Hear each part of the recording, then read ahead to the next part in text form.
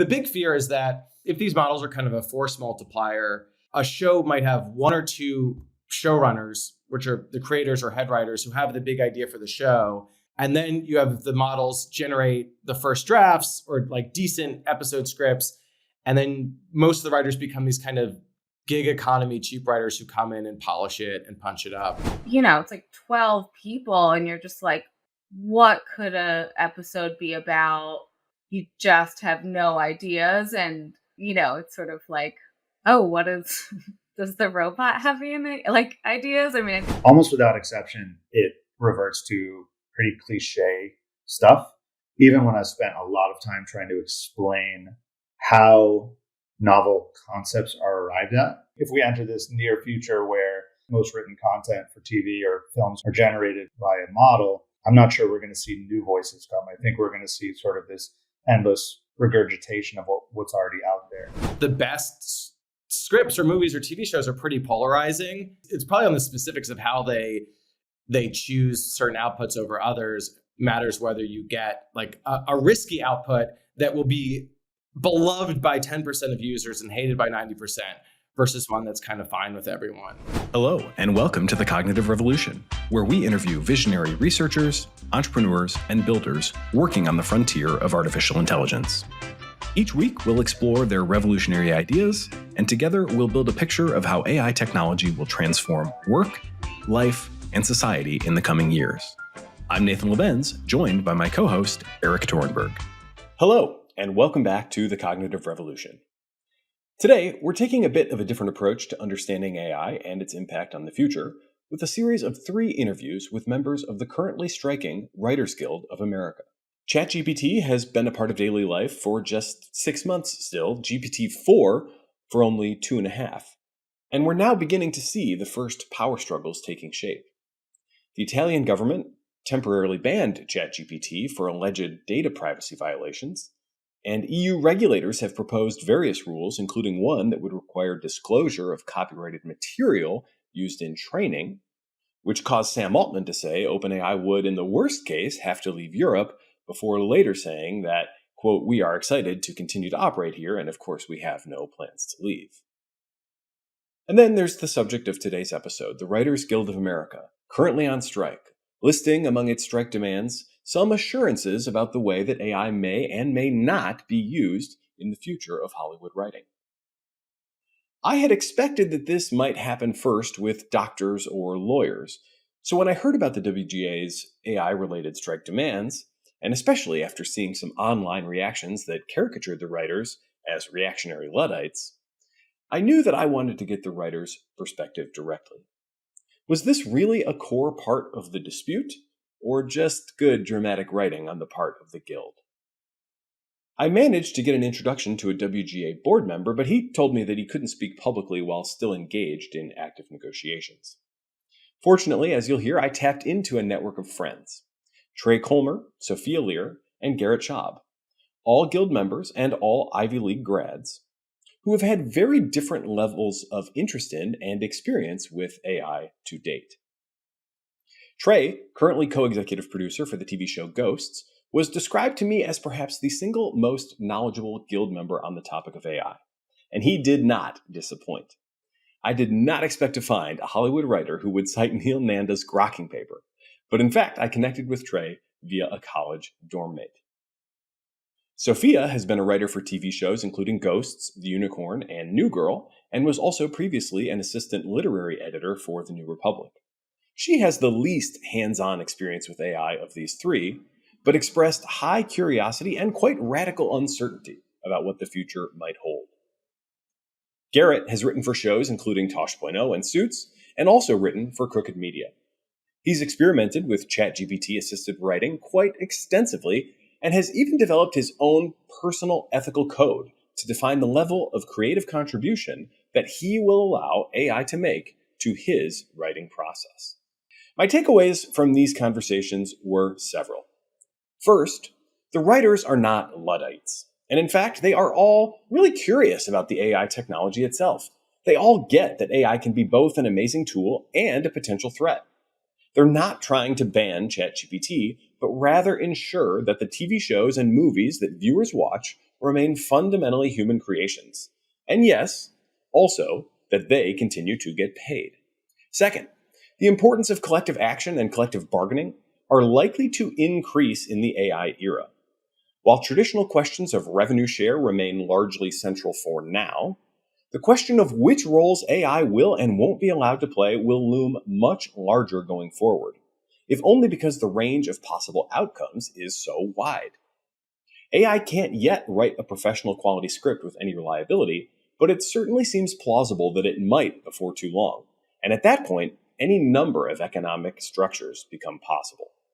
Third, if AI progress doesn't stall out for another 1 to 2 years, it seems likely that we will want to consider more holistic social contract reforms. While the writers have enough social clout to have at least some chance of a successful strike, fast food workers, like those at Wendy's, which recently announced that its new fresh AI drive-through order taking service had outperformed human order takers, don't even have that. Allowing AI to freely enter the labor market without some structural reform seems more likely to provoke the backlash and perhaps over-regulation that the accelerationists fear. It's no coincidence that Sam Altman is also running UBI experiments. Fourth, there are no simple answers. On the contrary, the right answer seems to vary dramatically by the type of activity under consideration, as well as the status quo and relevant alternatives. When it comes to medicine, for example, to me it seems clear that the individual's right to quality health information should outweigh the doctor's rights to high income. And to their credit, the medical establishment has responded very positively to AI, recognizing how much it can help them elevate their level of care, and also correctly recognizing that for people who truly lack access, some risk of AI imperfections must indeed be accepted in the name of the greater good. When it comes to culture, on the other hand, whether it's movies and TV or whatever else, to me it's much less clear what makes sense. Many in technology might be tempted to say, it's just entertainment. Who cares if an AI or a human wrote it? But I honestly think this would be short-sighted. Yuval Noah Harari recently gave an outstanding lecture about the risks of AIs hacking the operating system of human civilization. That is language. And creating new risks of AI-powered cultural transformation, including the potential even for new religions. After all, as he notes, religions throughout time have claimed non-human origin for their sacred texts. With this in mind, a certain French-style cultural protectionism against AI might indeed be prudent as we seek to maintain humanity's place at the cultural helm. And finally, there's always a big risk that we're all still thinking too small.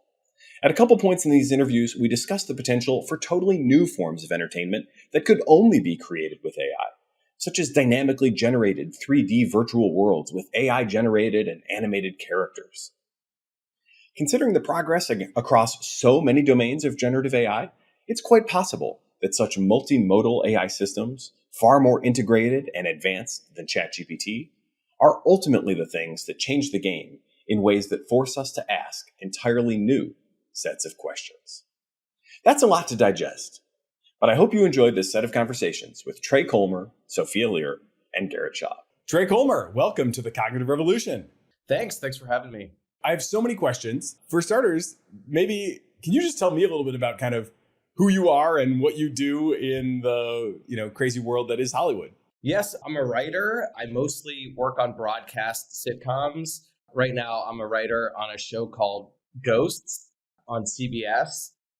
I guess I've been doing it since about 2010, and I've mostly worked on shows that I love, but that were canceled very quickly, and am finally on something that's sticking around. So let's start with just kind of how it works, because I have a sense almost everything in TV and movie production has kind of a gig economy sort of flair to it, and I find it kind of fascinating how these productions kind of come together and disperse, and it's very network driven, as I understand. So I think that would probably be good to just kind of set up so that folks have a background. Yeah, so for a television writer, there's two main ways that you're getting paid. One is you're developing new shows, and one is you're joining a staff of a show that's been greenlit to be on the air. So the development process it's kind of like you picture in the movies. You go in, you pitch an idea, You try to sell it to the network. And 10 years ago, usually each network would buy, say, 70 comedy pilot scripts. It would buy a ton of them. If they buy your idea, what they're doing is hiring you to write the pilot script. That's kind of the work you're hired to do when you sell your idea. They buy your services to write the script, and they buy all these options on, they have the idea for the future. They could turn into a show. You have some guarantees of whether you have to stay working on the show and some profit participation. But it's really writing that pilot script that gives you the created by credit and ownership of the show, and usually some rights to some of the back end and profit participation in success. And once you sell the script in January, they take those 70. Back in the day, now all these numbers are much smaller. I'm not even sure what they are the past few years. They pick 10 to 12 of them to actually film. They cast, they build the sets, you film the pilot. Those pilot episodes get tested to death. All the top execs from marketing and scheduling come together to kind of advise on which should become real shows.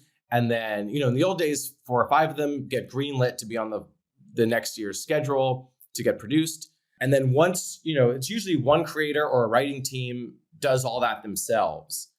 And then once it's greenlit to become a show, you get to hire a staff. On my current show, there are 14 writers on staff. On streaming shows, the rooms are much smaller. That's kind of one of the other points of the labor dispute, is trying to maintain the size of the streaming rooms. That's the other way you make money. You interview for a job on a show that's going to be produced, and you join the room for that.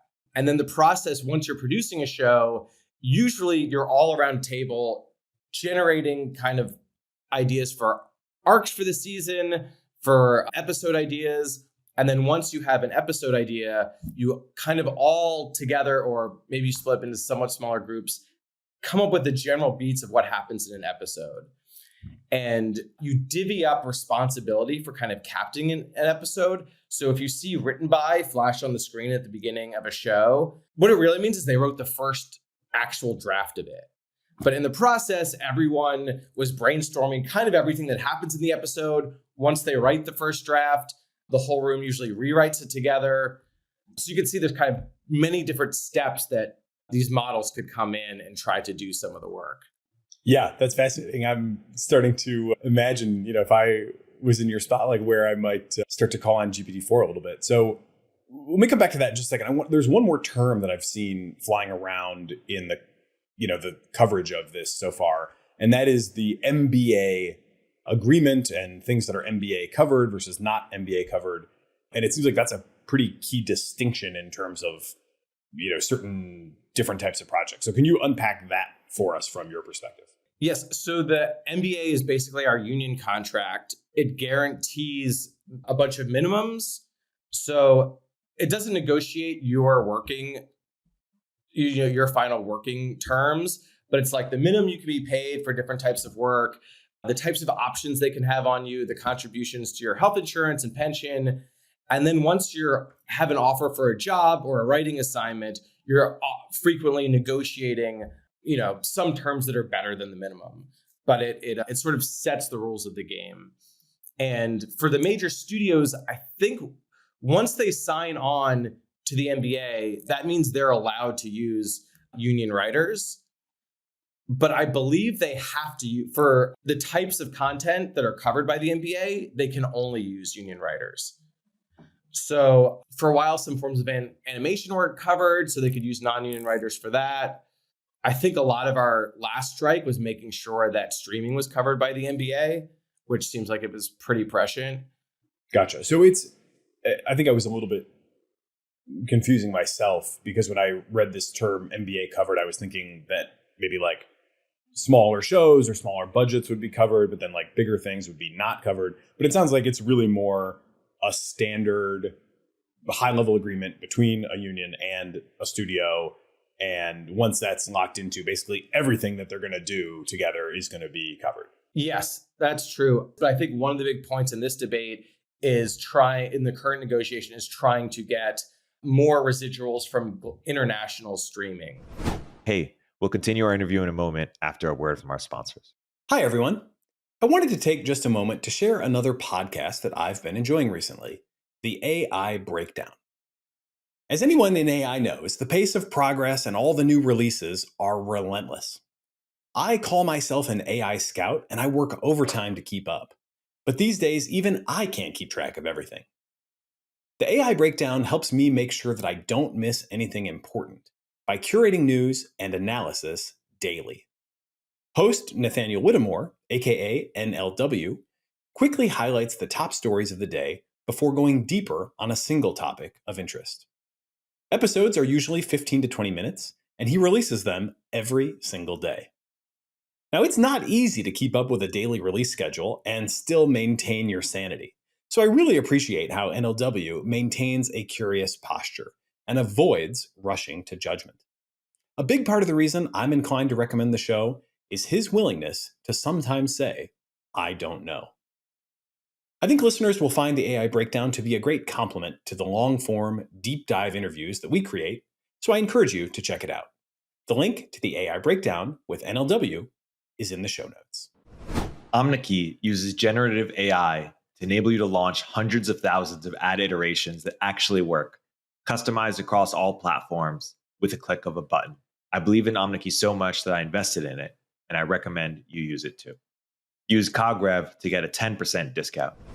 It used to be you have a show on network, it would rerun everywhere, or it would rerun and you get money for every rerun, and you get money when they rerun it, start showing in other countries. And it's been tough translating the money we used to get for like replays of shows over the years on network to translate to streaming. And I believe in our last negotiation, we made progress on domestic streaming residuals. And I think a big push on this is for the international, which some of it is just even getting transparency on the number of subscribers, which I think a lot of the studios and platforms don't want to share. Yeah, okay, cool. So that's really good context. And obviously it's a complicated world. But now here we are, and GPT-4 just dropped and ChatGPT just dropped a few months ago. So maybe for starters, like before we even get to kind of the union position, what have you seen in writers' rooms to date when it comes to different attitudes, different practices, different, using or not using? Is it stigmatized? Like what have you seen among writers when it comes to, shunning or embracing, or some, perhaps complicated mix of how they approach GPT? So we were only back for 3 weeks this season since ChatGPT came out before the strike hit. But it didn't seem like anyone was using it for work. Among my friends who are writers, it's a mix of a few people are really experimenting with it and having fun and brainstorming with it, and a lot of people aren't using it at all right now. I kind of been playing around with it. I just like a premise for a show of like a Google type company has some realistic robot who's like, an artificially intelligent AI, and it's tasking one of its employees to have it move in with him to observe it and teach him about the world. And I just would kind of use that as a placeholder and give that description and just ask ChatGPT, write the cold open of the pilot episode. And I tried it with GPT 3.5, with Bing, with ChatGPT, with GPT-4. It's really good at structuring the scene and getting out everything for the premise and the themes of the show that you have to get out. Like the kind of big picture, what needs to be accomplished by the scene. It's very good at doing that. It can be hard to get it to get specific. Like it ends up being very vague and it won't drill down. Like for a joke, you want kind of very like specific, unique language. And I found it a little bit hard to get it to do that, although it's not funny. Like it had this bit about how it's like, and the boss was very proud of this robot. And he's like, and the best thing is we designed it to look exactly like one of our most attractive, famous celebrities. And the guy kind of can't recognize it. And he's like, oh, like, what do you mean? Which one? He's like, Ryan Reynolds. It's like, does it? Yes, it looks exactly like Ryan Reynolds. And the guy's like, I guess so. Which I thought was like really funny. And kind of scary how I mean, I can send you at some point the transcript of the scene it wrote. But I was sort of impressed by that. But yeah, it's good at like the medium level execution and not create all the polish. It's not as polished and as perfect and as like specific and unique as you want. And then I've tried using it on more brainstorming and big idea generation. And it's very hard to get it to get specific. Younger writers or writers who aren't great at just like, or who are newer and don't quite have the skills down of taking, you get an outline for the script. You all work through an outline first, and then you write your draft off of like a paragraph of prose, say, for each scene. But a younger writer doesn't know just how a scene should be structured and laid out, and making sure they're accomplishing all of the important plot points and jokes and things you have to thread for later in the outline. It might be really helpful for them to put the paragraph into ChatGPT, get the bones of their scene, and then go in and do what they're good at, which is, adding jokes and making it fit the characters better and kind of polishing it. I do think for a lot of writers that could be very helpful. I do think once you have enough experience, you should be as good as at least better than the current versions at laying out scenes and stuff. It's amazing how quickly we adapt to this technology. That's one of the constant lessons I learned. It's like 4 months ago, none of this existed at all. And now it's like, yeah, it's not quite as good as I am at laying out scenes, but it can still be helpful in these other ways. It was funny how quickly, at least on Twitter, people seem to go like, this thing can't put coherent sentences together it wrote a paper, but it's like a low-level grad student paper. Yeah, I think we probably should have like really focused on that for a little longer than we did as a society. It sounds like today, would you call yourself, you said earlier, like some people are really embracing, others and experimenting, maybe even more than embracing, others are not doing it at all. It sounds like you are on more the forefront of curious, trying to figure out what it can do for you. So far, it's been less helpful actual work-wise. Like, it hasn't done anything that's actually made me better at my work or made anything usable. I'm more just very curious at just how the models are getting better and what they can do for its own sake. Like, I sort of got very into AI a while ago. I went to that Asilomar conference back in 2016, went to NIPS the following year, and kind of trying to be following these things. It's really interesting, but it's not quite good enough. Or maybe I'm not good enough at using it yet, which I think is another part of the equation to get tangible work benefits from it. Yeah, there probably are, especially like narrowly defined tasks that I would expect you would get real value from. For you, I wonder, like, have you gotten to the point yet where you're like, in scene, here's my script. In scene 2, I don't really like my second joke. Can you give me like 10 alternative ideas for that joke? Or, things like just general critique, like what, pretend you're the head of the studio and, tell me what you're going to say about this, this draft. Oftentimes those kind of like reflexive, additional layers, I think, are where people are sometimes finding the most value right now. Yeah, I think I haven't tried it for, but I think what would be useful right now, less so for jokes, but the couple needs to figure out a way to get money from the bank. What are 5 ways they can do it? Or I would imagine for a heist movie, you're just asking it like what are the requirements for bank withdrawals? What type of ID, what would you have to fake in order to accomplish this crime or something? Like, I'm sure for twists or for character strategies, it might just be fun to ask it to brainstorm 10 possibilities, and maybe one of those is usable. Maybe it sparks something in you, or you learn some law or trick, or probably knows just a bunch of like the history of frauds or something. Like, I'm reading this book called Lying for Money, and it's like, oh, so many of these things would be so useful for many plots of just a strategy a character could do to accomplish something or to fool people. And that actually might be a helpful way to use it. Yeah, there's something fascinating there too that is kind of a rhyme or another angle on one of the big ChatGPT jailbreaks that first came out, within like 24 hours of them initially releasing it. People had found that it would refuse to help you with certain things. Like if you said, tell me how to hotwire a car, it would say to you, whatever, as a large language model, I can't help you with that, essentially, right? But then people figured out if they framed it in the context of fiction, then they could get the AI, to give them the thing. So the setup would be like, Trey and Nathan are two characters in a story, and it's a hard science fiction story or whatever, so we need like absolute detail down to the concrete steps of how they're going to hotwire this car go. And then you'd get all that stuff because you sort of bypass it's not exactly a filter, but you sort of get around the mitigations that they put into the model. Yeah, I do wonder, as they get better at training out certain jailbreaks, does that make it less useful for some creative tasks? Yeah, people are reporting that I think that this stuff is extremely hard to quantify, and there's a certain amount of skepticism, I think, on these claims that is warranted. I mean, for context, I often cite this stat.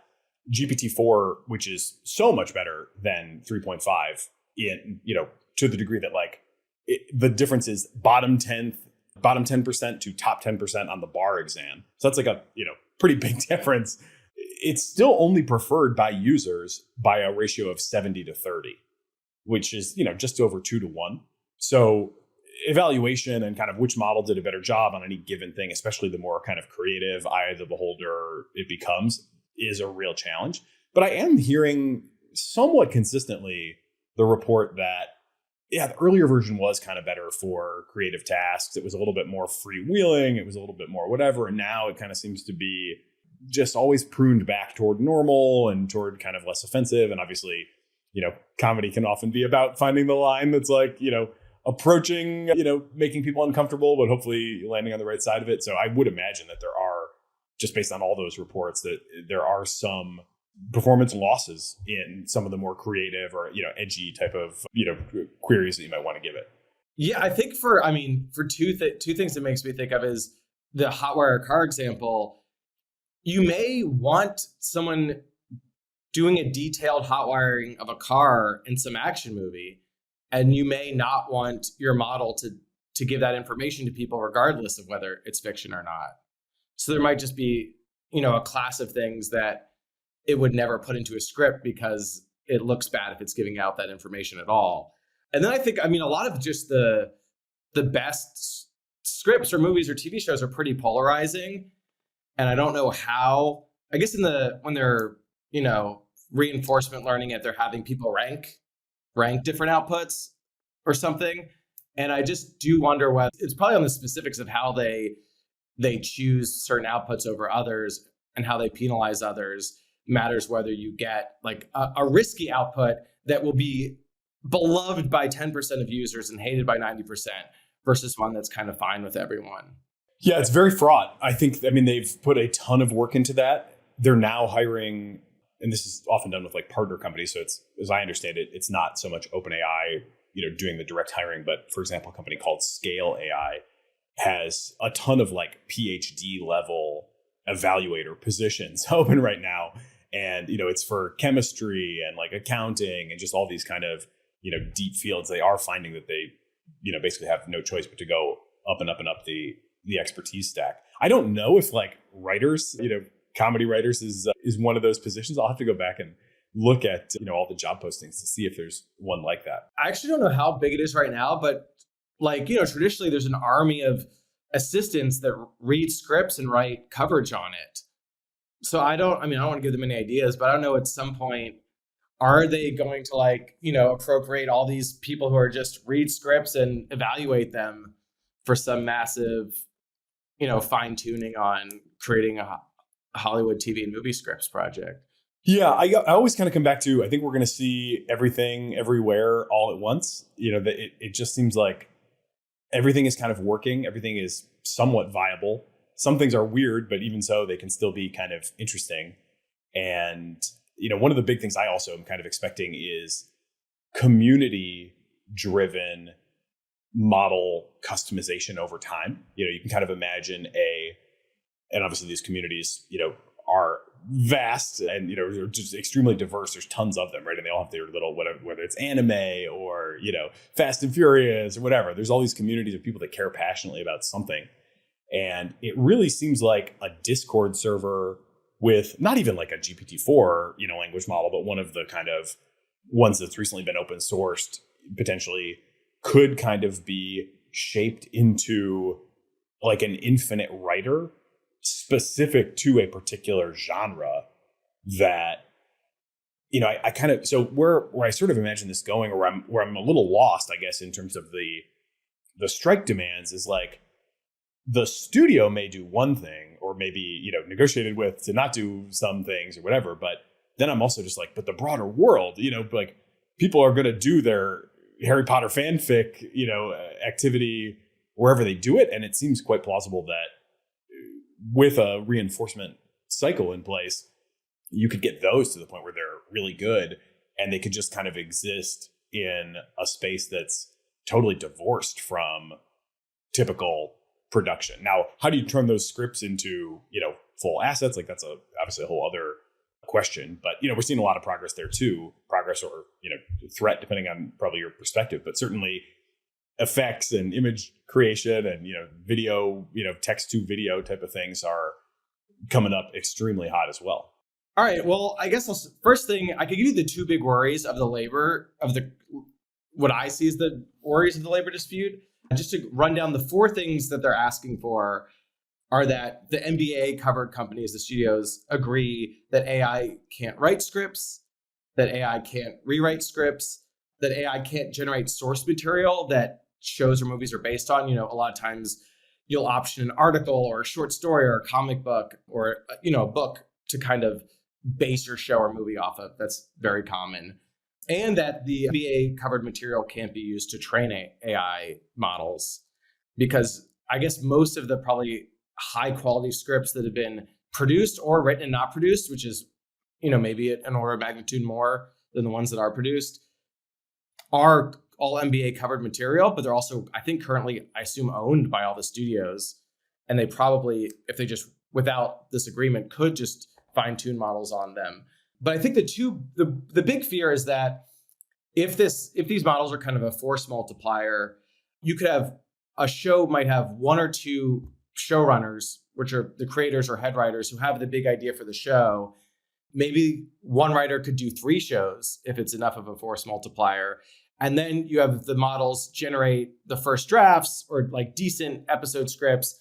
And then most of the writers become these kind of gig economy, cheap writers who come in and polish it and punch it up. And I think that's the main worry that they see.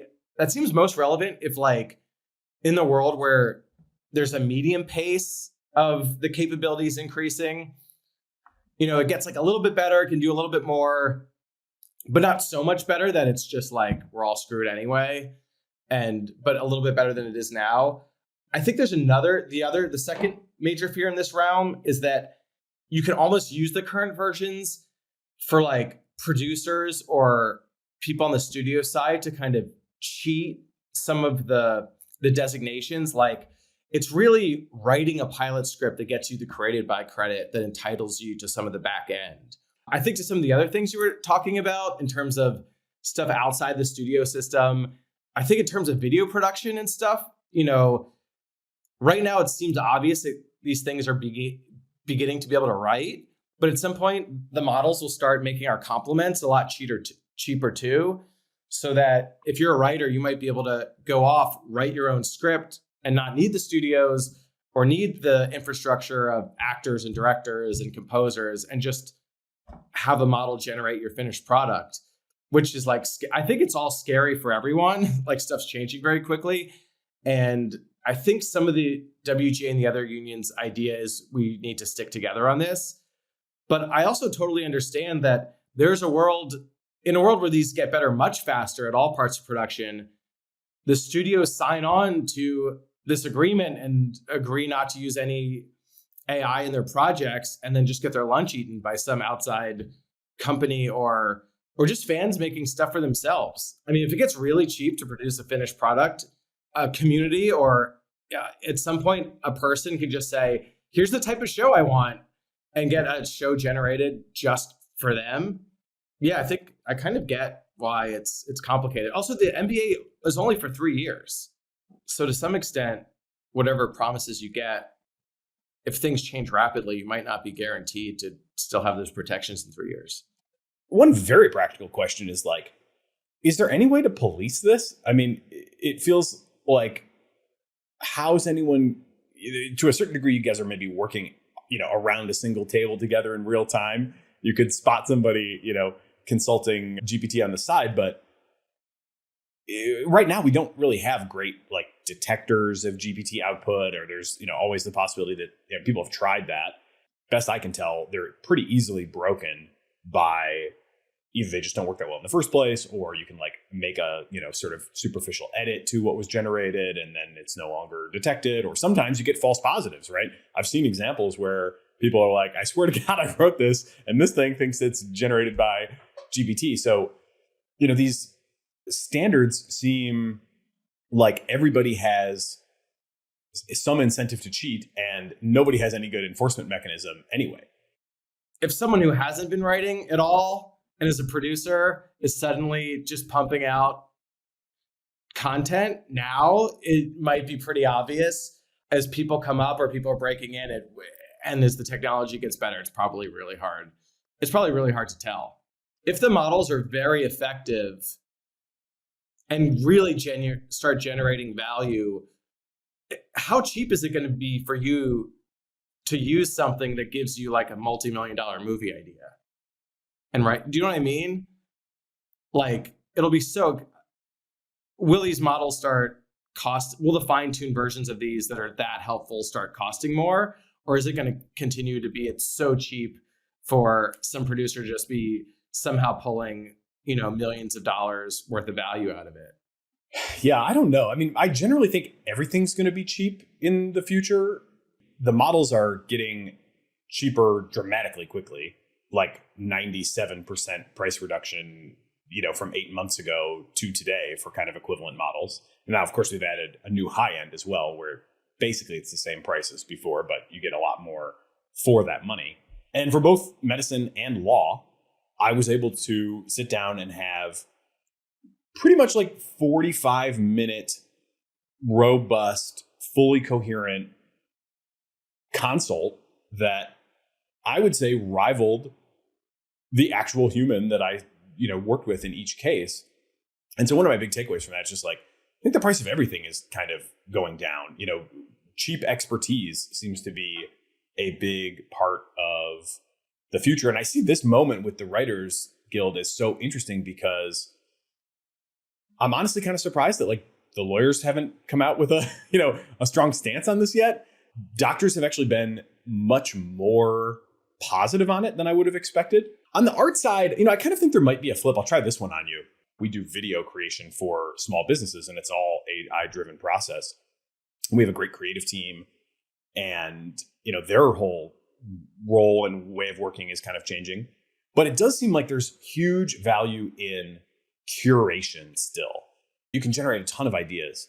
I don't see a great prospect for us getting to the point where you ask GPT-5 for like one hit sitcom idea and it just delivers, every time. It's like, yeah, boom, bona fide hit. It seems more likely that it's like, you can get a lot of pretty good ideas, but what's really going to resonate, what's really worth developing? What seems like it might be plausible is this kind of like tastemaker role. Yeah, curation. It seems like it becomes where a lot of the value is. What do you think about that? This sounds so standard, but being a differentiated brand, I think will be a way to keep capturing value, whether you come up with some great ideas yourself or you're just the person who can just knows what people are going to like and can recommend it to them. Yeah, I do think there will be a lot of value in people that are very good at curating, whether it's a smaller number of people that are massively popular and well-known as good curators, or it's more like, on Instagram, how people have their influencers who they trust, and you kind of get this like more decentralized, a lot of different people recommending things, and you stumble upon the people whose taste you trust. But yeah, curation, I mean, the thing is, there is when it comes to curating scripts, it's very hard or just humans also aren't that high of a bar. Like, until recently, the networks would combine, buy 250 ideas every year to put 15, 20 shows on the air. If it becomes much cheaper to make the content overall, then you almost get to in the limit, it's like a TikTok thing where you can generate so much content and just see what sticks with people and iterate on it. Yeah, the algorithm is certainly very good at surfacing new little bits of interest in the feed. That's for sure. And it does seem like there will be a period where, as you were saying, this symbiosis where the humans and the models work very well together. It feels like we're almost not quite at the level where the models are generating a ton of help. And then I wonder how long that window will last where the symbiosis is really that helpful, or if it's like chess where there was, a few years where everyone's like, man, it's just human plus machine. That's the way to get the best results. Then a few years later, it's the human can't really add much. I cite that fairly often myself because I do think that is likely to prove a mirage in a lot of domains. It feels like a cope right now in a lot of places that people are kind of like, oh, but this is really, it's really together is where we're really gonna, and I don't know. It doesn't seem like a safe assumption anyway. Yeah, it's just like very attractive as almost just like a storytelling device. It's always like this versus this, and then in the end, oh, they work together, and that's the best result. Yeah, nature doesn't always work that way. whatever might make a good happy ending. Yeah, nature's full of non-happy endings, unfortunately. When you were saying that, you're not just going to ask it for a hit and it'll give you a hit. So a few weeks ago, I wrote this prompt to try to see if it could just come up with a hit TV idea. And it was like, I wanted something kind of timeless. And so I started with like, it's the year 2044. But 20 years ago, this show came out that just like changed the game and had rich characters and is like the most beloved show of the past 20 years. Can you please write the magazine review of it from when it came out in the fall of 2024? And it didn't do the best job, but what I thought was funny was because I set the vibe up of the years 2044, all the suggestions were sci-fi. Anyway, that's just like a random example of how the details of how you use it and like, oh, it's very vibe focused. Like it takes a lot of cues from the vibe you're putting out there. And if you're trying to get one thing specific from it and give it like this timeless perspective, but you use the phrase, it's the future, and then it's in this mode where everything's sci-fi. What I take away from that is I think just writers are really well positioned probably to be effective users of language models. Maybe it's too early to even know, but do you think that writers are not even really aware of this yet or hostile to it because they feel like it's sort of an assault on the craft? Or is it more of a like, hey, this could be cool, but like it's definitely not going to work out to our economic advantage. So we got to fight it. Even if it might be cool, we kind of have to fight it out of self-interest. Like, what do you think is the vibe that is kind of driving this demand as it exists today? Yeah, I think there's like a real diversity of reactions. I think, on the picket signs, at least the things that make it to the picket signs seem to be dismissive that it's just really bad at writing, but the studios don't care about the quality of the content. So they're just going to use it because it's so much cheaper, it's worth it. Then I think there's some writers who see it as a very real threat and just think we need to fight. It's existential, and you need to really fight tooth or nail for the survival of all of our livelihoods and careers. And then I think there are some other writers who are, my one good friend, maybe it's because he's a drama writer. So people who work more on sci-fi and got into writing because they're fascinated by ideas like this, I think I'm sure they're all afraid that it gets so much better, we can't contribute as much, but are excited to play with it and see how it works and see what it's good at and what it's not good at. Yeah, and I do think you're playing with it. Sometimes you see a little quirk or it surprises you with something like that Ryan Reynolds bit was like, oh my gosh, that's like really funny. It's kind of cool seeing those sparks where it exceeds your expectations. Yeah, sparks of AGI. You've probably seen this, but that was the title of the Microsoft paper that basically reported the same. Of all those, it sounds to me like the first one sounds ultimately least tenable. I'm sure that this is kind of like the standard thing, right? Like whether it's the lawyers, the doctors, the writers, anybody can sort of, for now, take this position that, it's not very good, it's substandard, and for the patient or, the client, the defendant, the viewing audience, like we have to protect the integrity of the product.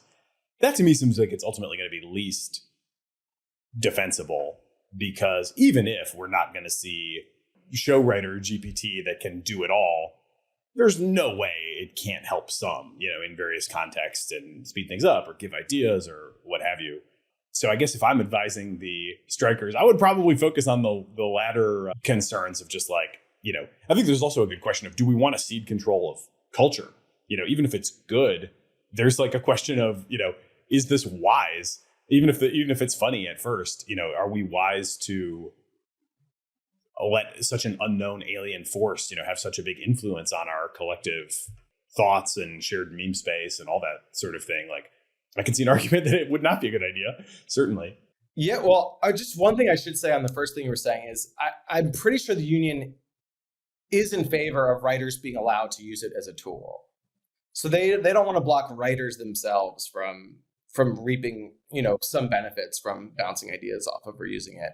But on the second thing, yeah, I think I'm sure we've seen it to some extent with social media where you do a bit lose control of the culture generating process or whatever you call it. And it's not really like a democratic thing. It's just sort of the accidents of the algorithm, or, in TikTok, it's literally, you don't know what's happening. It's just all this content's being generated everywhere in the world and things are being bubbled up to you. Yeah, it might not be a good thing. It seems like a very hard thing to coordinate, to take deliberate control over how the culture will progress and evolve. I mean, in one way, the union covered studios are sort of like, they have one of the only walls to try and maintain some control in their garden. It's because they can work with all the actors and all the directors that people and writers that people like. But yeah, if these models get much better, I'm not sure how much longer anyone would be able to, like, if anyone in the world can be generating the stories they want, or as you said, the different communities, I think it'll be difficult to have any deliberate, like, macro control over where that's going.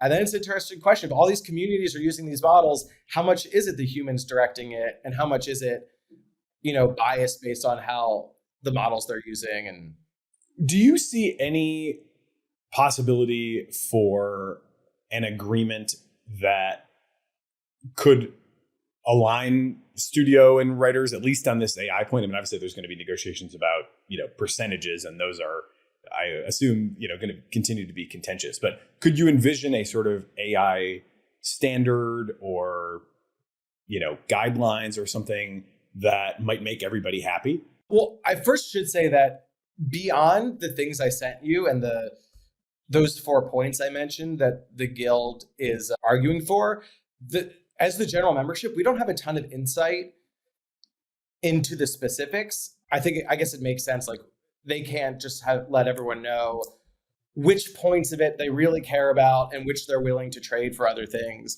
So I really don't speak for the negotiation committee or the union as a whole. And that being said, I'm really not sure. I mean, I think like maybe there's a world where it's some protections against the cheapest versions of studios or producers trying to steal some of the ownership when the writers are putting in the bulk of the work to develop things. One of the other big demands is for minimum staffing on shows, so that a lot of the writer rooms have gotten very small because, it's an 8-episode order. You have a writer's room open for a shorter amount of time.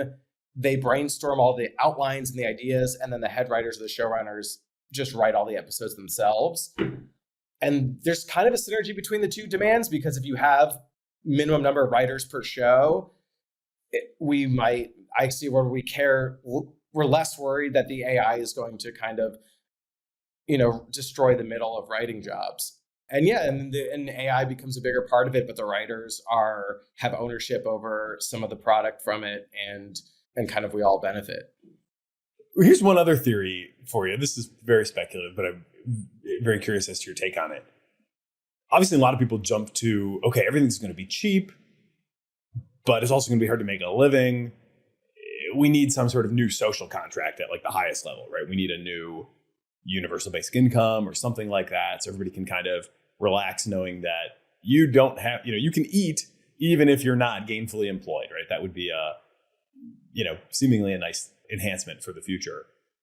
And then I guess people then start to worry like, well, what am I going to do? How am I going to use my time? Are people going to find fulfillment and all that?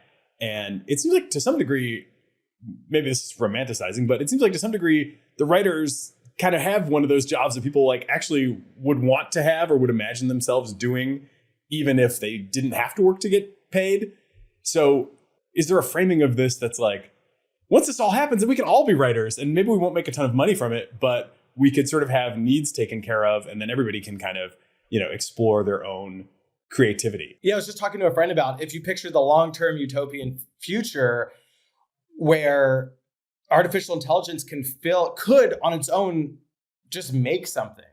But then there's room for you to kind of just do whatever part of that you want to do. If you're a writer, you can write a script and have the rest generated by the AI. If you're an actor, you can, give your performances and have everything else, have the scripts filled in. If you're a director, you can get the script and give feedback on the performances. And I mean, there's a world where it's, I'm very fortunate. I get a very fun job. I just get to be creative and, have fun discussions and make jokes with like really smart, talented people. And it would be nice in a world where everyone can kind of have an experience like that.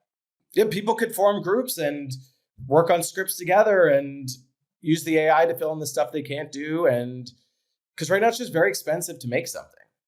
And so it makes a high bar it really limits the number of people that get to be creative every day. And in the long term, it's tough to see where, in terms of livelihood, who knows where the value gets captured in this sea where everyone is contributing something different, but everything's getting so cheap. But yeah, when you say that, when you paint that picture, to me, it seems very nice. There's obviously been much attention focused to the importance of diversity and different viewpoints in, any sort of collaborative work setting. I've never felt that as viscerally as I have when we're trying to get the AI to do something. It's so often the case. And I'm like, well, I kind of got it to here, but I don't really like the outputs. And then, somebody who has a different educational background or any kind of background, different perspective, can often tweak my prompt to, make it a little sharper in this particular way. I've seen it go both directions where somebody will come and be like, what we need is a defined rubric and that will make this work and that can work. And then other times somebody who's much more on the creative side compared to me will be like, what we need to do is inspire this to like take on a particular style. And that can also really unlock a lot of value. So there is almost where I'm leaving this is I almost feel like there is a writer's room, with your minimum staffing requirements, perhaps negotiated by the union, that becomes a sufficiently kind of diverse team to take maybe full advantage of some of the AI tools, which at least I really do struggle to do totally solo. I very consistently do find better results if I workshop, prompts and workflows with others. Yeah. I mean, a lot of times a script comes in, we all read the same script and we all give our notes to it. Like, oh, this should be more in this style and this character should be talking more like this and this part doesn't make sense. And it really helps having a bunch of different eyes on the same script to throw their thoughts in. I mean, a lot of using the prompting feels like giving notes in a writer's room. I'd probably again go back to the domains where there is a standard of care or something equivalent as compared to domains where there's just not, and everything is kind of its own unique snowflake output. I think it is very plausible that even GPT-4, like I don't know that that it needs to be a next generation model even, but just maybe refinements to this one can get you to the point where like you should be able to approach it naively with just an earnest concern, whether it's medical or whatever it may be, and have it kind of, I think it makes sense to aspire, if you're the model creator, to say like, we don't want people to have to get all nuanced in that moment. We just want them to be able to ask their question in their own words, whatever. But if you are trying to engage it as a creative partner, then yeah, I don't really see how that's going to go away anytime soon, right? I mean, even if you were, trying to delegate to a human or your human writing partner, there's going to be, you have to give something to get something back, that's of any relevance or interest. So I do think there is at least a subdomain of prompt engineering that I don't really see how it goes away. It is not that different sometimes from prompting humans who you're collaborating with. It's getting more and more similar all the time, that's for sure. How much, when you say like the standard of care, how much for medical and law do you think it's so much more effective because the success is such a clear thing you're hitting for? And how much do you think it's just like areas where that depend on a vast literature, it's just going to overperform on? Because medicine, there's just so much and no humans keeping it all in their head at once. Whereas if you're trying to solve a story problem or find a twist, you almost need no outside literature. It's just, pure thinking. I think both definitely matter. We did, I think, a prior guest put this really well. The founders of Aught, which is a research assistant, they really emphasize that for certain tasks, there just is no success criteria. And if you can't engineer one, then you're kind of in a tough spot. Now, you can ultimately measure whether people laugh or not, and we're so early in that. I mean, I think OpenAI, they obviously haven't disclosed it, but they have done deals with data providers. We don't know who, we don't know what they paid, we don't know what they got, but it's pretty clear, I think, that they have done deals with data providers. Seeing, for probably multiple reasons, but seeing that the writing's on the wall, that there's going to be legal challenges, they want to be able to kind of lift the curtain and be like, guess what? We're all legal.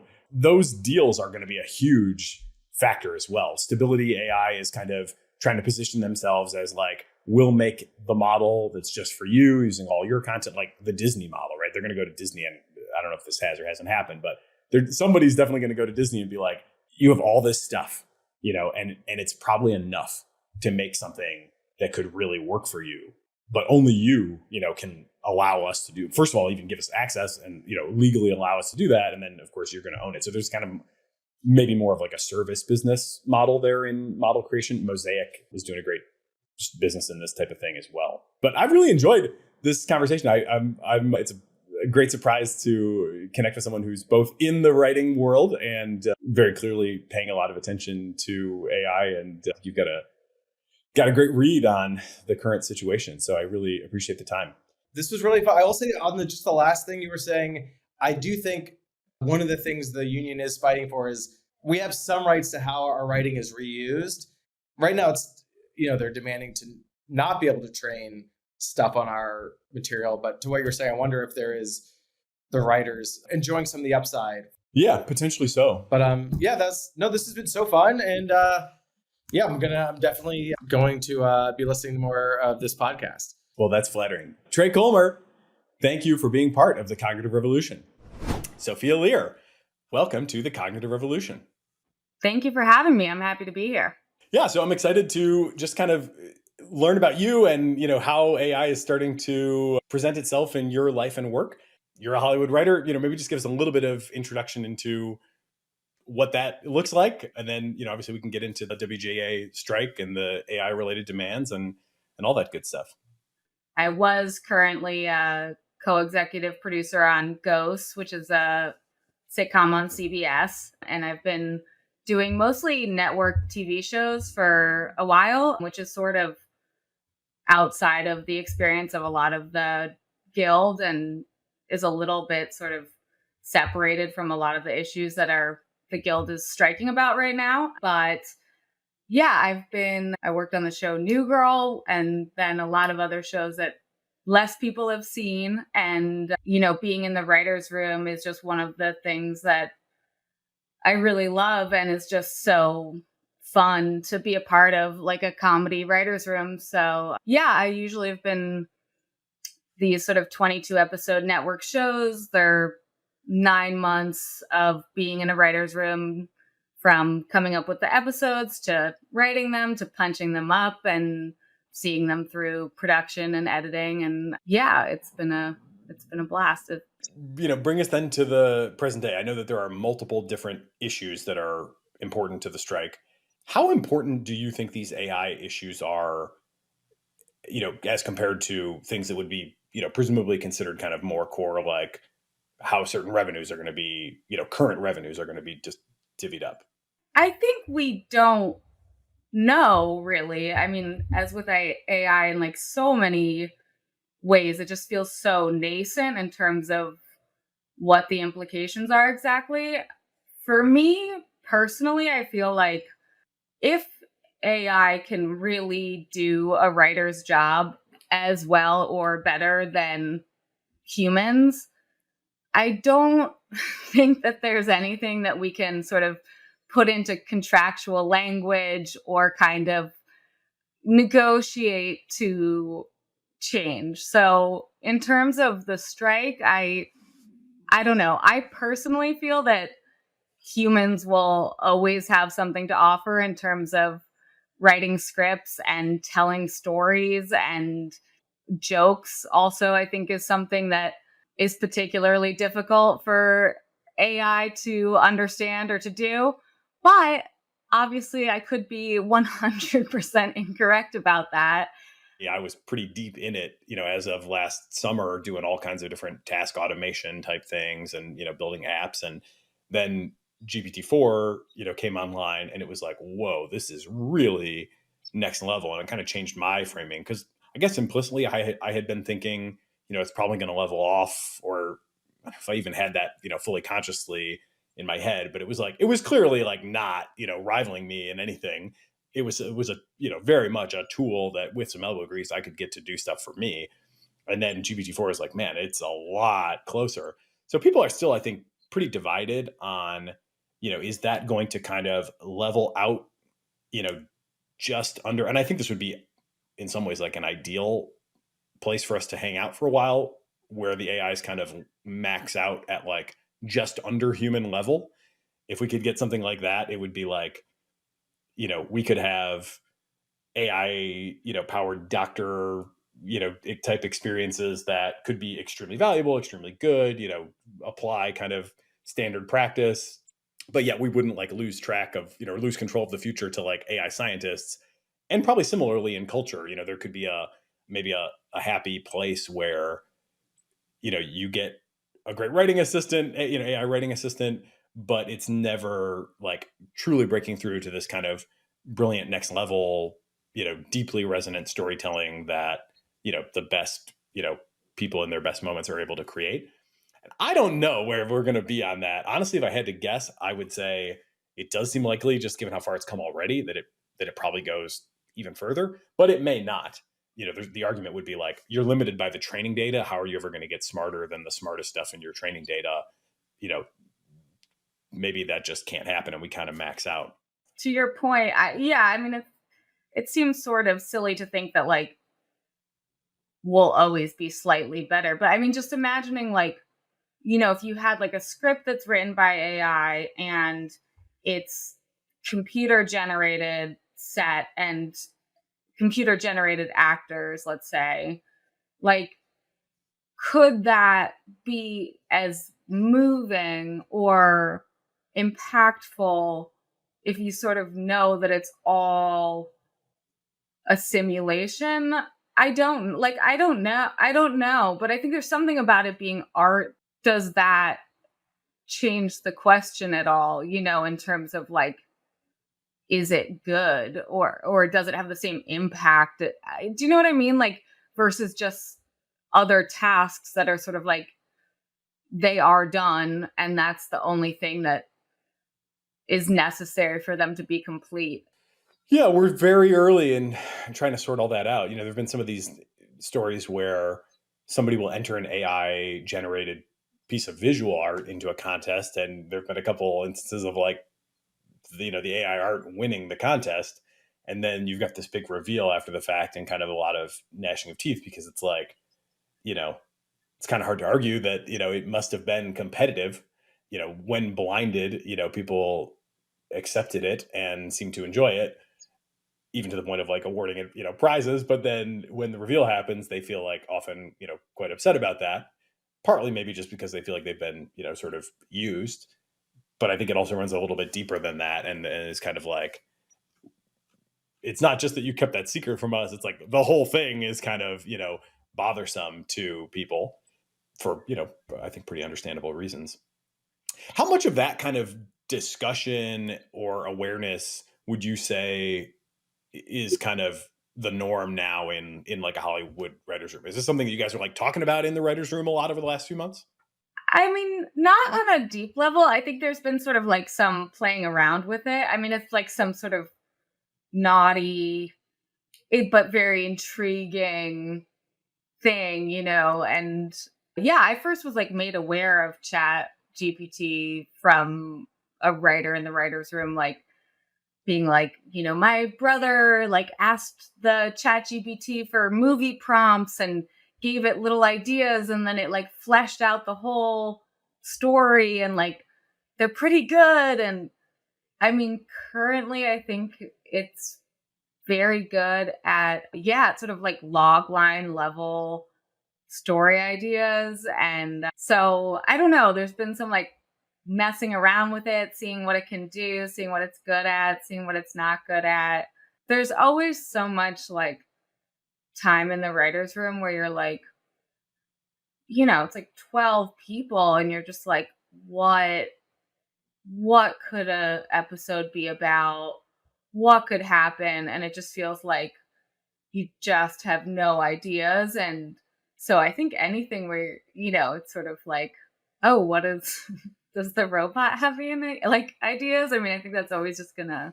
I'm kind of really curious as to how people are feeling. Like, is this a strategic defense of an economic position?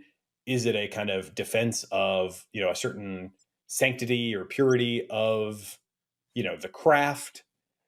Say you have to have a showrunner that's human. They often in writers' rooms, you just like sort of run out. You easily feel just sort of burned out of just raw material, and you'll send off writers, usually lower level writers, of just generate like some story areas, just like generate some just raw material that then we can kind of like dig into. And I don't know, I could sort of imagine like, at least it's seeming very helpful to writers that you could have like AI sort of like, okay, what are like 50 story areas that you could do?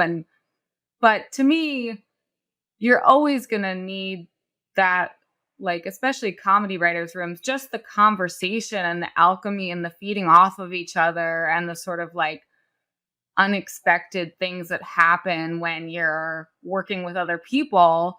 So, I think that to me, sort of fundamentally having some tool that kind of can just generate material that then you can sort of work with sounds at least nominally helpful. But that also, I believe in that, it really makes a difference when people are talking to each other and generating things together. And what comes out of that is always more exciting and interesting than just someone working on their own.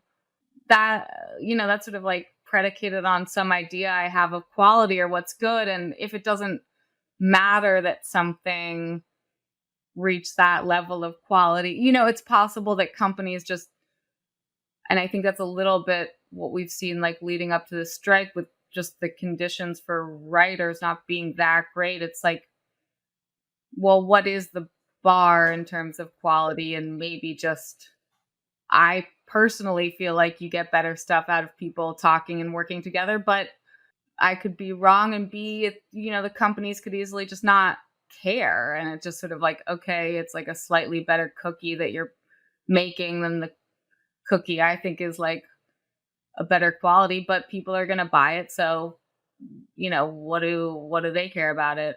I think there's a lot of sort of existential fear in the Writers Guild right now. And so I think AI is like very much a part of that. So, I think there is worry about that. I tend to feel like, if this was a phase of time where we got to be writers, I'm glad to have been a part of it, and I need to get some more like skills I can market. I don't know, it just feels so too large to be something to sort of fret about or be concerned about. People have this notion that there's like, the studios don't really care. They'll feed crap to the audience And, if they can save $1 on the writers, either by just, having fewer of them or, screwing them whichever which way or replacing them with AI, they don't really care about any of that. They'll just do it and, continue to churn stuff out and, the audience will accept it. That's a little tough for me to reconcile with my just general sense that like content is fiercely competitive.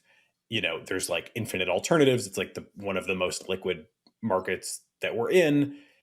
I have a hard time imagining how the studios like could end up in a spot where they like don't care about the quality of the content. And writers are very prone to feel this way. But one part is that, I think sometimes writers at least often feel that the writing aspect of something being good is sort of overlooked. And there's like the Lord of the Rings show that's out now that was sort of like a real dud. And I think part of that is just not given enough time to write, not like just being well thought out as a story. And sometimes I think there's, oh, it's Lord of the Rings and it's going to look really cool, and underestimating the fact that like if the story isn't good or fleshed out, it's really going to like people are going to register it as bad and not even quite know why. So I wonder, like with the rise of like avatars and like deep fake type stuff, are we going to see an actor, guild strike coming up soon? Or, there's all this like post-production, amazingness. Adobe is just like rolling out insane updates left and right, where you can, just saw a demo yesterday, you can segment an image and like replace the floor, replace the wall, replace the ceiling, replace the guy, add a car. I mean, it's like, whoa. And this is taking, seconds to minutes and comes out, to my eye, looking like very good.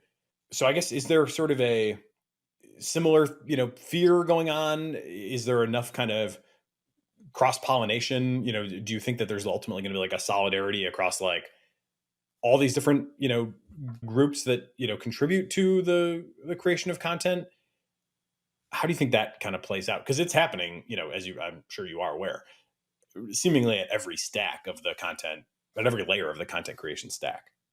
Yeah, I think, the deep fake, I'm sure that you can have fake actors pretty soon, if not already. I'll be curious to see if the Actors Guild, if SAG strikes, they haven't been on strike in a long time. Directors seem pretty set. They say I might have to get into directing because that seems like a pretty.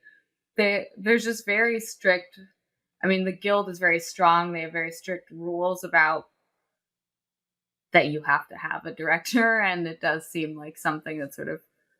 I mean, I think directing is a managerial role in a lot of ways. Like you're just sort of head of the production.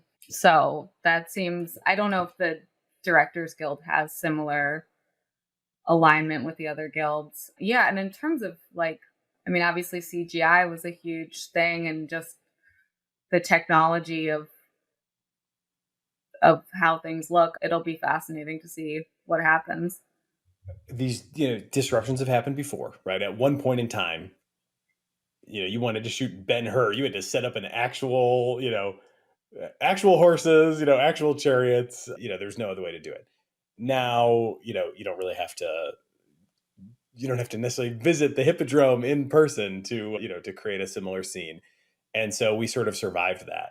And a lot of people are kind of like, yeah, it'll happen again. People talk about bank tellers, like, oh, when the ATM came out, people were sort of, there goes the bank teller. And what is instead happened is there's actually more bank tellers because, it became more profitable to run a bank. And so people opened up a lot more banks. There's like, there's way more bank branches than there used to be. And so there's more jobs, and they don't count as much money, but they like, sell you mortgages or whatever. It's a pretty pat story at this point. Big question, obviously, is like, does that pattern hold this time? And, it's really hard to say. Like, do we just get, another 10x or 100x more content, that all has kind of awesome special effects and, is made much more cheaply with smaller teams, but, nevertheless, like those are jobs and there's just more, more content creation happening? Or is there some sort of, genuine kind of displacement this time around? Because it's like, people can only watch so many movies and, or, shows. Like, the time obviously is, remains the one resource that's not changing. And, maybe there is, what could we even do with like 100x content? People are already watching, 8-9 hours of video a day. They can't really move that much. So like, what can we really do with 100 times more content? Is it going to be that people just have that much more choice, or they get, that much more tailored stuff? You could even imagine, individual personalization, obviously, at some point. But yeah, I don't know. The crystal ball gets pretty foggy there. You could imagine that everybody is just sort of watching the things that are tailored to them, and this idea that part of TV or part of movies is a sharedness to it is just an idea that will, go away. I personally think that something would be lost, but it already sort of has been. I mean, they're just the sort of show that everybody but it feels nice to me when it's like Succession and you get to talk about it. And any other thoughts on your mind or topics you want to cover? Anything that can make jobs done cheaper at the same like quality is like business is always going to reward that. AI should just like cure cancer and do stuff like that and let us keep writing stories. That's my pitch to AI if it's listening. I'll pass that along. Sophia Lear, thank you for being part of the Cognitive Revolution. Garrett Schabb, welcome to the Cognitive Revolution. Cool. Thanks for having me. We are talking in the midst of a Hollywood writers' strike, and you are party to that. So I guess maybe just for starters, can you kind of give us a little bit of context on who you are and how this whole thing has come about in recent weeks? Of course. So I'm a TV and film writer. I've been in the Writers Guild since 2012. I've worked in comedy and drama, and the last show I wrote for was a show called Suits, a legal show with famously of Meghan Markle fame. And in the last, this is going into our third week of striking. And I think, for listeners, one thing that I find super interesting and lucky is that, we're talking about how ChatGPT and other large language models could be used to sort of take our jobs. I think we're very lucky that this negotiation cycle happened when it did. If ChatGPT or these large language models had been released a year ago or 2 years ago, I think the studios would have already implemented them, and we wouldn't have had this moment to get out ahead of the conversation. I think we would be way behind it. So just pure luck. I think we're talking about these issues now, and we have some voice in the matter rather than being immediately phased out. How would you articulate to, somebody outside the industry kind of what you view to be really at the heart of the issue? The Writers Guild position is that AI should not be used to generate literary material of any kind. So a studio couldn't ask a large language model for a short story about time travel and then bring that short story to a writer and ask them to adapt that piece of intellectual property as a television show or a movie. We also don't want it to generate drafts of scripts that then a writer could be employed or engaged at a discounted rate to sort of edit it or punch it up, as we say. It seems like this is our dystopian, but I think also realistic view, is that the studios see a future in Hollywood that involves as little human contribution as possible. And I think this is complex, obviously, but I think for professionals working in a field that is centered around telling human stories, I think we find that fundamentally, I don't think any writer is opposed to change, but we think that it's the approach that the studios have obviously is geared towards profit, less towards telling enriching human stories and phasing out an entire workforce. It's obviously something we want to prevent.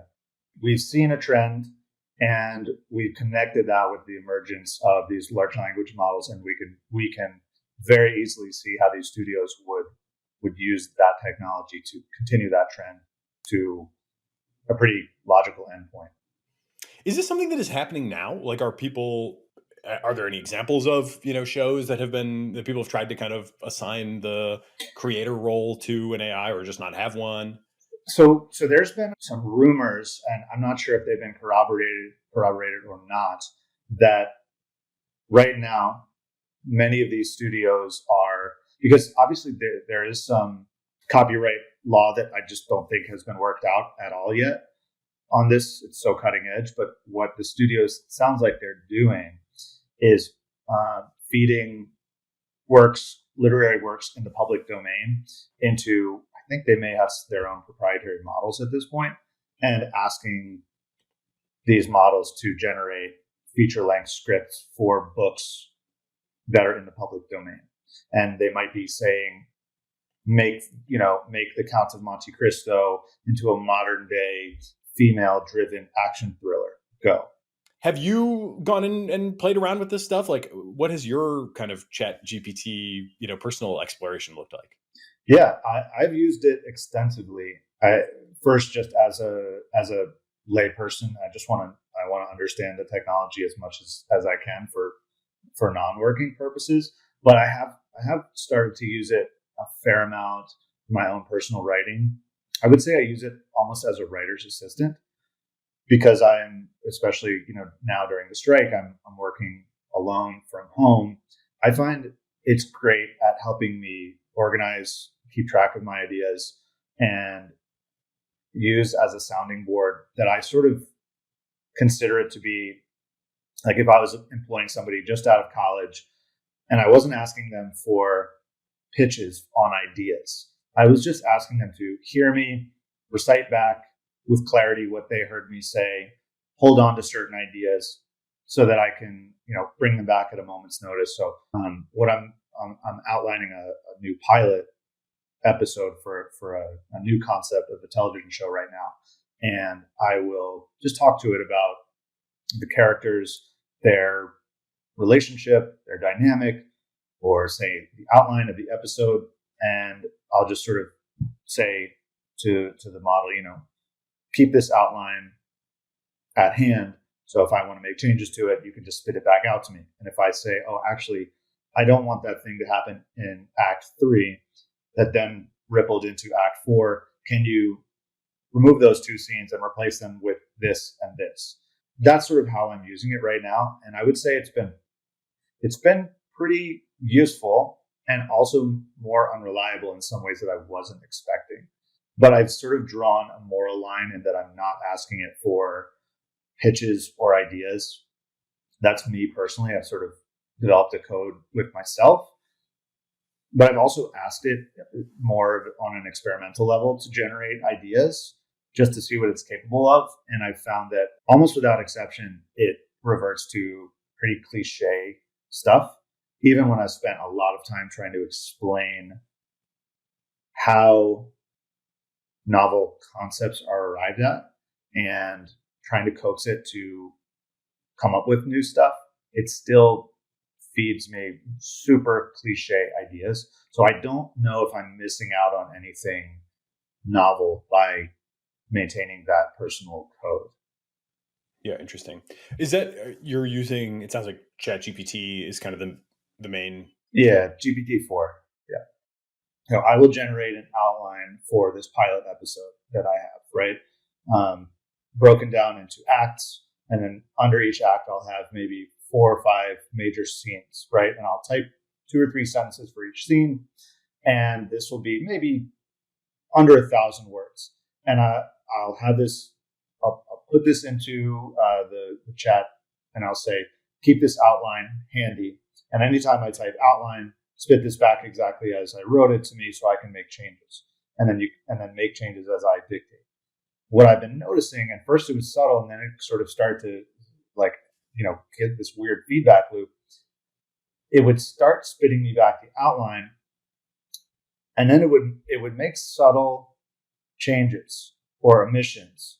So it would subtly change the profession of my main character or forget a scene that I had put in there. I mean, I understand that, for example, these things aren't great at doing math, right? At least right now. That's something that's lagging behind. it's interesting to me that you're asking it simply to just regurgitate exactly what I had put in maybe 3 exchanges earlier, and it's failing at that. And it sort of actually added an extra headache for me, because if you go through 9 or 10 or 12 iterations of an outline, and then you realize, wait a second, where's that scene that I had imagined 5 hours ago that I sort of relied on this thing to keep track of, and now it's gone, and now I have to scroll back up thousands and thousands of words. It diminishes the how useful the tool is for me. I'm still using it in this way, but it was just an interesting thing that I noticed that I was not expecting. Yeah, I wonder if there might be some techniques that could help you with that. One of the really common ones is known as the format trick. And you basically sort of say, use this format. And there's some other, you can kind of, again, they're very flexible, right? So you can kind of experiment and find your own, format rhythm. But I tend to do things like use this format, and then I'll have kind of deliberately sort of odd tags. Sometimes like I'll use kind of an XML, HTML like tag to be like, script scene 1, within brackets, and then kind of an end tag below that. And then kind of dressing that up a little bit more like oddly structured, but telling it use this format. At a minimum, I would think you should be able to get consistent structure back. Like I would not expect that you should see scenes, getting dropped. What I would guess might be happening there is also you could just be a little bit more explicit about some things. I always also recommend positive framing instead of negative framing. So sometimes people will say like, do not change the structure of the outline or whatever. And sometimes I think the later models are getting better with this too, but definitely have seen in the past problem with negation where, it's kind of I forget the don't think of the white rhino or whatever. And then it's like, all you can think of is the white rhino. There's a little bit of that effect with the model. So sometimes I recommend to people, instead of saying don't do X, like say in a positive way what you do want it to do. Like you must always, return exactly the structure and may modify, these aspects. I bet you can get over that hump to at least get kind of the consistency of structure that you want back. Simple things too, like might be interpreted a little differently than you mean them. So if you say like rewrite this script or whatever, like exactly what it's you may be thinking in your head like a certain definition of rewrite, and it may have a little more expansive definition of rewrite. So anyway, we can workshop this separately. I think maybe folks will find this interesting, but I bet there is at least to the point where you'd get the right number of scenes, back. I think you could get there. What's interesting is that all of us as writers have voices of other writers in our heads.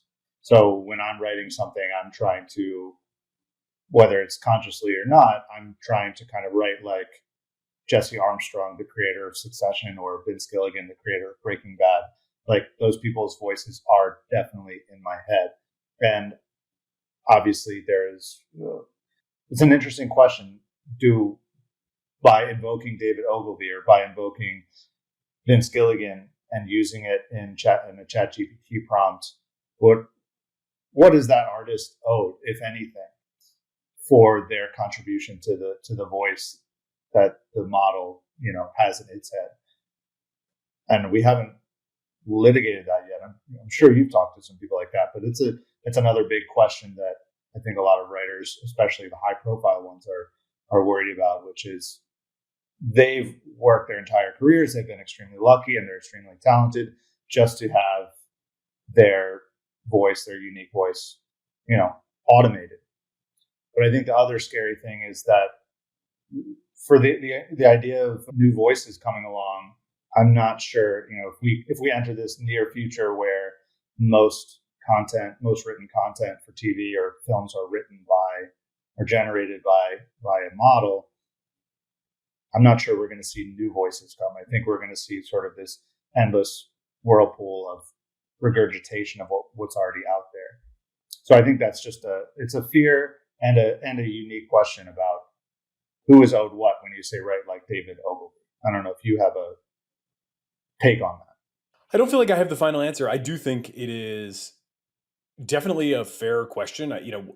What definitely doesn't cut it in my mind is a notion that is like, when you do hear this stuff, you'll hear people say, well, people really do the same thing. You kind of said a version of that, right? Like everything's a remix, and, we're all taking inspiration from everywhere. And, so therefore it's no big deal if the AI does the same.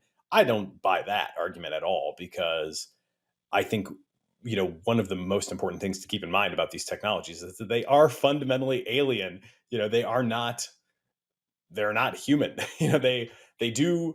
I mean, people go the other error on the other side of this too, and say like they don't understand anything. And I would push back on that and say, well, I think they actually do understand things. They may not understand them in quite the same way that we do, but we are starting to elucidate like the mechanisms of understanding, some of which turn out to be quite weird, in comparison to how we feel like we understand. But there is some understanding there. But like it doesn't follow from, in my mind at all, from the fact that humans take inspiration from other humans, that we therefore have to, allow AIs to kind of run wild and do whatever they want to do.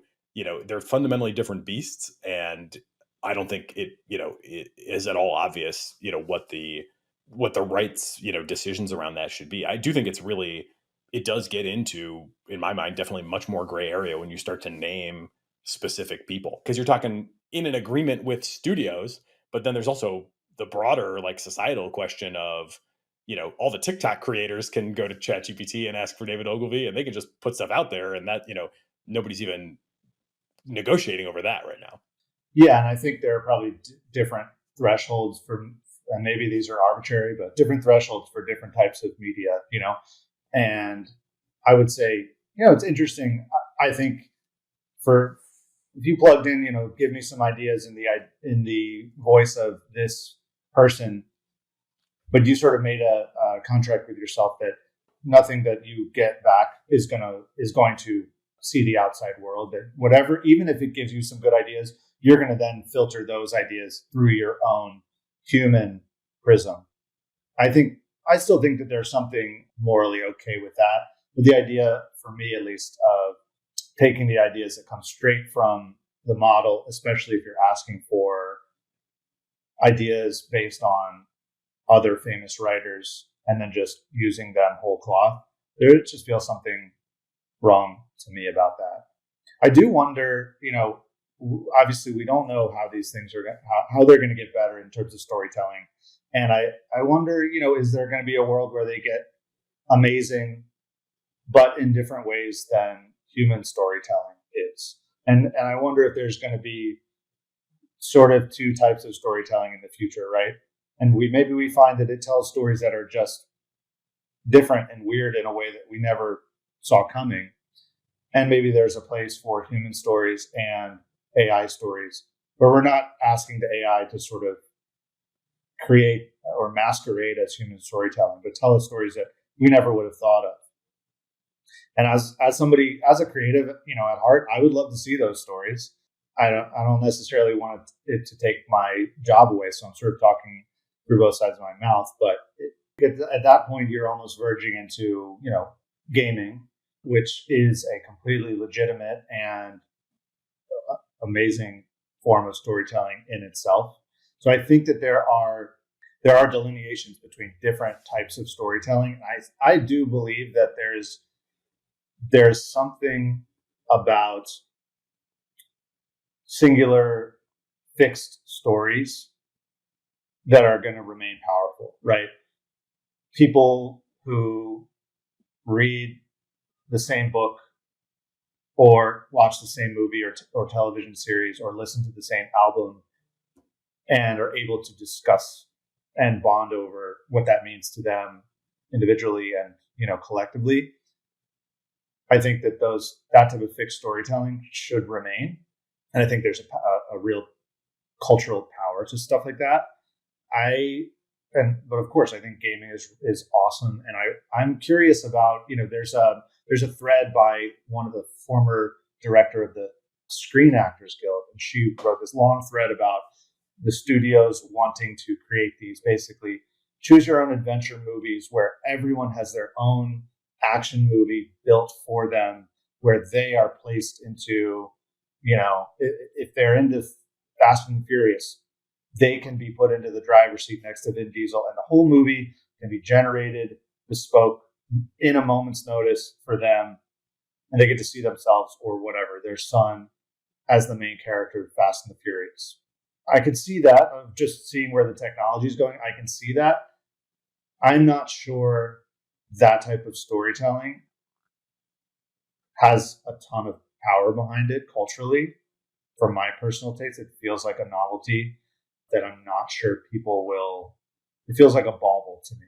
I could be totally wrong, but I don't think that that has as much cultural power as, wow, we all watched the same movie. We have different thoughts, but we can bond as humans over it. And don't we tell stories to find solidarity as humans, right? Stories resonate. A single story like Lord of the Rings, right? That resonates with millions, billions of people over, generations. It doesn't change. It doesn't make adjustments for whoever's reading or experiencing it, right? It is this fixed story that we all see something that we recognize in. So it's sort of it's an antidote to the sort of loneliness of life. And I worry that if we're all just getting this sugar rush from these personalized stories, it loses the sort of the core quality of art or storytelling. I think, if you look at the response to shows like Succession, which is written with a full writer's room over the course of a year, right? A traditional writer's room. The response to the depth and the texture and the unpredictable nature and the humanity of a show like that that's written by multiple people over a significant period of time doesn't compete with these sort of shorter, faster shows that you're seeing on other platforms. And I can see that gulf growing, right? See people saying, what happened to the stories that we used to like, that felt real and not flat? So I think, I think lay people assume that studios are incentivized to just find the best writing and create conditions that will tell the best stories. It's just not the case. They don't, especially now, as they're all most publicly traded companies, that's not paramount in what they're looking for. And I think just the shift to AI could accelerate that, where it's just about getting out content. And if we land on something that's good or three-dimensional or moving, that's an afterthought. I think that's the real fear, is that we have this financial incentive, but there's also a big moral thing here that maybe a lot of other unions don't have. We're trying to defend the sanctity of really good storytelling. And it sounds a little, woo-woo, right? To say that we have this moral element that we're fighting for. But I think we also accept we accept that mantle. At least I do. If there were a universal basic income and we had decoupled the right to eat and to have like basic needs met from jobs, how would that change your thinking on this, if at all? I'm all for decoupling those things. So if you told me that in 10 years we'll be at that place, I might still be telling stories and making films with my friends, and probably be a lot easier to do that. I think the question is, are we going to make it through to that point? Or are we going to, so I'm a big fan of the book, Fully Automated Luxury Communism, that I'm sure you've read. Aaron Bastani, I think, is the name of the author. And the central question of that book is, we can imagine that future. It's easy to imagine a future where those things are decoupled. What's a little harder to imagine is making it through, late stage capitalism, making it through these technologies, reaching the point where they can automate lots of jobs, but we don't reach that real post-scarcity where the decoupling happens because of this manipulated or artificial scarcity, so that the people who control the technology can be enriched by it, right? But I'm all for making it through that gauntlet. I just don't know if we will. And so I think to be conservative or cautious as a guild, we have to react as if that world is not going to exist. But yes, I mean, if that world does exist, I would happily give up being paid to write stories and the idea of having a job and making money from writing a story. If I could trade that for everyone having a basic income and a high a high standard of living, yeah, give me that over my stupid writing job for sure. Yeah, that's a great utopian vision, perhaps, for us to end on. They're in short supply. Maybe that's one other thing I could leave you with is, I think a positive vision for the future is maybe the thing that is most needed today. The technology is coming online fast. The upside potential of that, in my mind, is not just clear, but like clearly transformative.